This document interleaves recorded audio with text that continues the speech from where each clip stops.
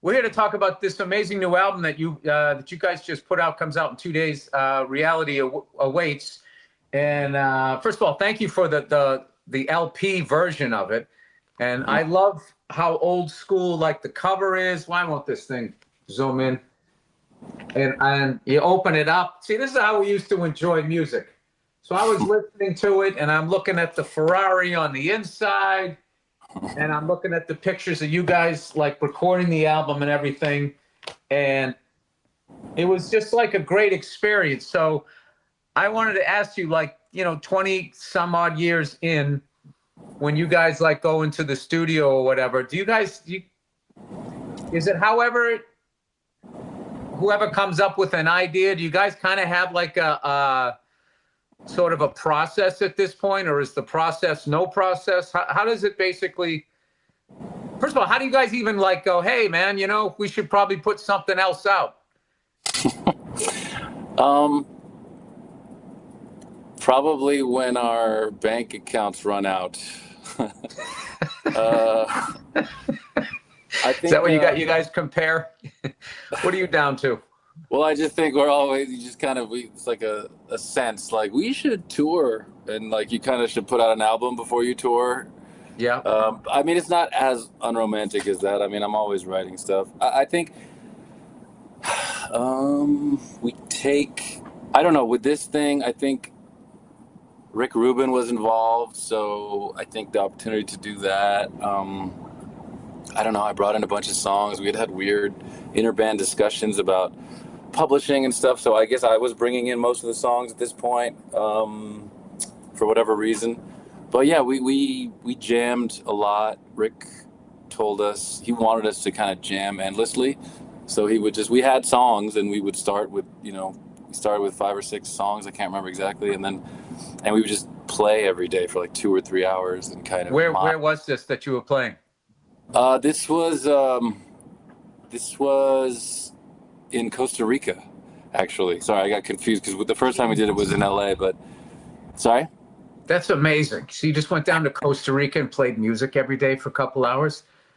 We were living, recording. I was sleeping in Mel Gibson's bed. He wasn't in it, but hey man, however you live your life, that's, I'm not here to judge. I mean, I don't know, Rick was in Costa Rica, and he was saying we should come there, and he invited us, and they had this house, and yeah, it was pretty insane. I mean, I can send you the video that we're gonna, I think, put out in a day or two, of just like a montage of us it was pretty surreal. I mean, we're just literally outdoors by like an infinity pool on top of a mountain, recording. That's and incredible. Jamming. Rick is there kind of, orchestrating us and stuff. And does that make it harder when it's that would be the kind of place I would want to smoke a cigar or a joint or have a drink, and all of a sudden it's like, wait, we're here to work, everybody. That's got to be maybe a little difficult when it's that cool. No, it was great. It was fun. I mean, we did both, I think.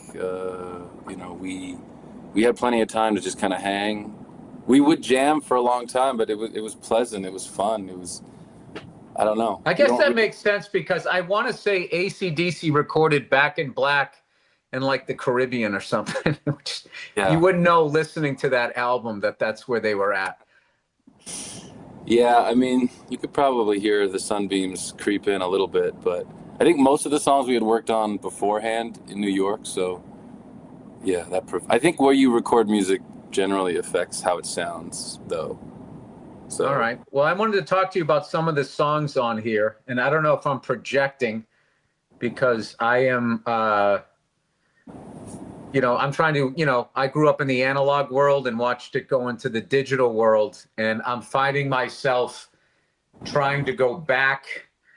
I drive just old cars now. I don't have any like GPS on them, and I try to like, I bought like a newer Ford truck, and then once I sync my phone to it, it was talking to the truck, trying to figure out where I lived and sending it to Ford. And I'm like, you get a refrigerator, it has a fucking camera in it. You open it and it plays a little bit of music. It's supposed to make you feel calm. It's like, who the fuck is watching me, making a grilled cheese sandwich here? It's fucking weird. So that, I don't know. I was reading the lyrics and listening to Going Shopping, the second song on the second side. And the way I interpret that song was somebody, you know, who didn't want to leave society, but just couldn't relate to it anymore and was maybe going out to the country. And I don't know, just kind of how I don't know if I was like projecting that, but I was hoping there was somebody else out there that felt the way I did about the direction we're headed. Yeah, I think, well, especially doing the video, it almost took on like more of a, took on maybe like a slightly different meaning with the video, where it kind of, it went to, like, it's not like the consumer's fault necessarily, but, you know, being blind to certain things is sorry, to go back to the meaning of it, I would say I definitely had a phase where I left the city and all that, and I had done it in previous songs, so I think it was just kind of subconsciously coming out. Yeah, Well, personally, I would love to leave the city, but I would miss everybody, and there's so much going on. And I just, you know, you live in the middle of nowhere. I just feel like then you got to deal with the middle of nowhere worldview. I just feel like. What's that? Middle of nowhere, it's like something fucked up, homophobic or racist is coming in 3, 2, 1. You try to keep it light.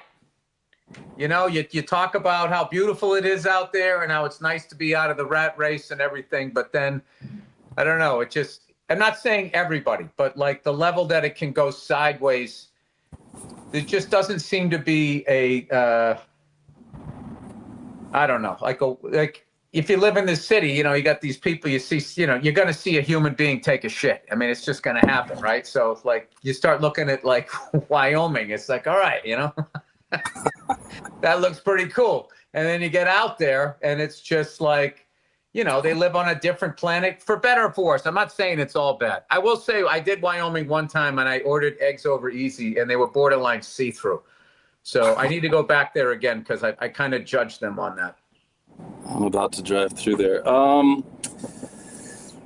man, there's a lot of themes. Yeah, I mean, the thing, it's like, it's not the corporations or the consumerism that's bad. It's the kind of, it's like just the kind of being lied to, I think, that's kind of attached to it, that's kind of dark. So it's not like, I don't know, it's trying to kind of say a heavier message, but in like a light, relatable way that isn't like so kind of maybe intense and gloomy. Because no, I appreciated that, because I don't like when movies make up my mind for me or whatever. So that's why I was asking, because it was sort of like, you know, up to your own opinion or whatever. How long did it take for you to record this album? I mean, the recording itself was probably a month or two, but 3 years to get it out the door.